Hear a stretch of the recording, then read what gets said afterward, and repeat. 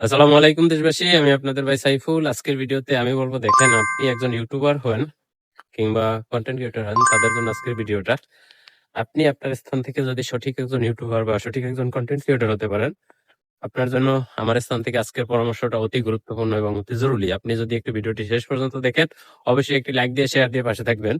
দেখেন, আপনি আপনার প্ল্যাটফর্মে, যে প্ল্যাটফর্মে আপনি কাজ করেন না কেন, আপনি যদি সঠিক কাজটি না করতে পারেন, সঠিক নিয়মটি না নিয়মে চলতে না পারেন, আপনি কখনো এই প্ল্যাটফর্মে আগাতে পারবেন না, সঠিকভাবে চলতে পারবেন না।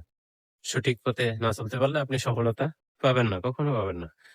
কেননা আমি আজকে ভিডিওতে বলবো, দেখেন, একজন ইউটিউবার, একজন কন্টেন্ট ক্রিয়েটর, যাই হন না কেন, আপনি আপনার স্থান থেকে সর্বোচ্চ চেষ্টা করবেন ভিডিওতে শিক্ষণীয় কিছু থাকে, আপনার অডিয়েন্স আপনার ভিডিওগুলো দেখে এবং দেখে শিখতে পারে, নয়তো বা কি কেন আনন্দ পেতে পারে। আপনি যদি দুইটার একটা জিনিস না রাখতে পারেন, আপনি এখান থেকে সফল হতে পারবেন না।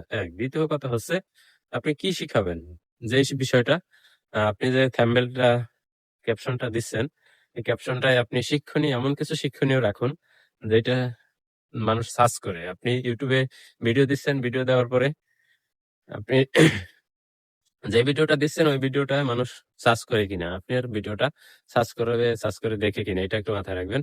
তার পাশাপাশি আবারও আরেকটা বিষয় হচ্ছে, কি লিখে সার্চ করতে পারে।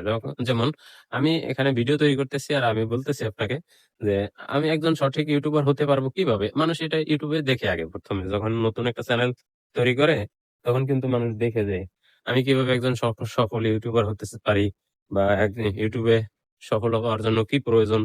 এই যে একটা থাম্বনেল থাকে, ক্যাপশন থাকবে, যখন আপনার ক্যাপশনটা এমন থাকবে, তখন দেখবেন যে আপনার ভিডিও যখন সার্চ করবে মানুষ, তখন আপনার ভিডিওটা কিন্তু মানুষের সামনে পৌঁছবে। আর দ্বিতীয় কথা হচ্ছে, আপনি এমন থাম্বনেল ব্যবহার করতেছেন যে থাম্বনেলটা আপনার অডিয়েন্স দেখে না, সেজন্য কিন্তু আপনার ভিডিওটা সবার কাছে পৌঁছায় না। সঠিক থাম্বনেল ব্যবহার করুন এবং ক্যাপশন ব্যবহার করুন, যে ক্যাপশনটা আপনার অডিয়েন্স আপনাকে ভিডিওটা দেখার সাথে সাথে, সার্চ করার সাথে সাথে আপনার ভিডিওটা যাতে তাদের সামনে চলে যায়।